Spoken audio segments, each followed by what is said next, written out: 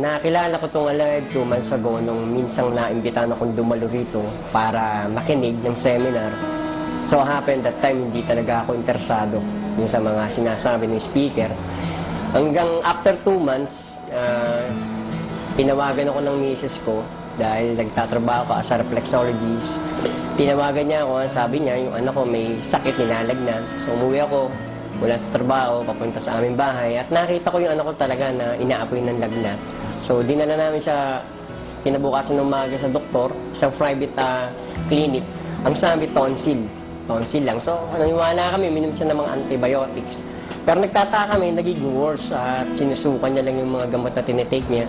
So, nagpa siya kami mag-asawa, ang misis na dali siya dito sa San Lazaro Hospital. Unfortunately, pagdating doon, inadmit niya siya dahil nagsisimula na bumagsak ang kanyang platelet from 166 na bumaba siya ng 66. So, inadmit siya. Day 1, medyo okay pa siya. Kumakain pa ng konti. Pero after 2 days, hindi na siya talaga tumitikim kahit tubig, hindi na siya nagtitake ng kahit ano. So, ang ginagawa lang talaga ng hospital ay magkabit ng dextrose sa kanya. Doon lang kami umaasa dahil naramdaman namin na dehydrate yung bata. So, sinisikap lang namin siya unang paunti-unti. Sabi kasi talaga sinusuka niya. Hanggang sa pang 5 days na sa hospital, isang doktor yung nakatingin sa itsura niya dahil may pumasok na isang batang dengue patient din. Nakita yung kaibahan ng anak ko doon sa batang pinasok na mas bagsak talaga siya yung anak ko. So, nung pinapulse na siya, pinupulsan yung kanyang paa, yung kanyang kamay, napaka-weak, napakahina na. Kaya nagsimula ng doktor magtawag ng mga nurse para yung anak ko ay ipasok sa ICU. So, nung nasa ICU na siya, nag-uusap kami mag-asawa dahil nung time na yun ako nagbabantay sa kanya. Ang nangyari ay inihahanda kami ng doktor for blood transfusion. So pinaganap ako ng donor, 2 taong donor para sa 2 bag na dugo. So happened that time wala kami makuha, wala kaming pera. So ang babalik yung nurse, ang tinatanong sa amin, nag-bleed na ba? Pero wala nga dugong lumalabas. Maliban sa pumutok na yung mga labi niya, doon nagkaroon ng mga konting dugo-dugo siya. At tinatlo yung suwerong kinabi sa kanya. Maraming mga ginamit na gamot, puro IV o intravenous na tinatawag, sinasaksa sa suwero. Kaya lang, talagang walang nag-effect. Gumamit na rin kami ng herbal at mga ilang mga produkto na inire-recommenda sa amin, isinusuka lang ng bata.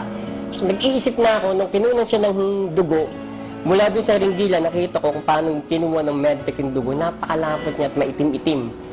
So, nung nakita ko yung dugo na yun, na kailangan pang kalugin ng medtech para ilipat sa isang bote na kung saan testingin yung dugo niya, naalala ko yung seminar ng isang doktor na Dr. Estrita, na kung saan pinakita niya ng isang taong kumakain mga junk food, after 1 hour, lumalapit yung dugo. At ipinakita niya from that demo na nag-take yung matanda ng isang capsule ng Alive.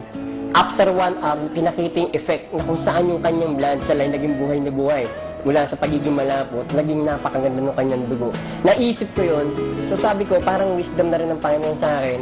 In that particular time na nasa critical na kalagayan ako, naisip ko, bumili ng Alive capsule. Nung dumating ang misis ko, wala siyang dalang pera, kundi 700, hiniram ko yung 500 niya at medyo parang dalawang isip pa nga dahil wala na talaga kaming pera. Ang aming pag-asa na lang ay salinin siya ng dugo na talagang laban yung loob ko dahil alam ko magiging effect sa bata ng pagsasalin ng dugo, hindi rin mabuti. So, tumakbo ko ng Ortigas, punta ako sa building ng AIM Global sa 3rd floor, nakipag-usap ako sa isang ahente, nakiusap ako at binigyan niya ako ng isang pack, ng isang banig na 10 kapsula yung laman nun. Dali-dali dinala ko sa ospital at pagdating ko doon, ang narinig ko na sabi ng doktor, hindi na siya pwede uminom ng marami, kundi sip lang ng tubig o fluid. So nakita ko, may pagkakataon pa. Iniligay ko sa baso na mga 3/4 lang ang taas ng gatas mula sa baso. Inihalo ko yung isang capsule, pinaras ko mula sa capsule niya, iminix ko sa gatas niya, tinikman ko muna, sabi ko parang lasa mo avocado, pinanin ko sa anak ko. At after 1 hour talaga, nakatutok lang ako sa skin niya, sa labi niya kung ano mangyayari. Yung unang 1 hour na yon, parang walang effect. Maliban sa nakita ko yung labi niya, mula sa pulang-pula, naging parang medyo orange siya. Sabi ko, parang pero sabi ko, hindi ako naniniwala walang mangyayari dito.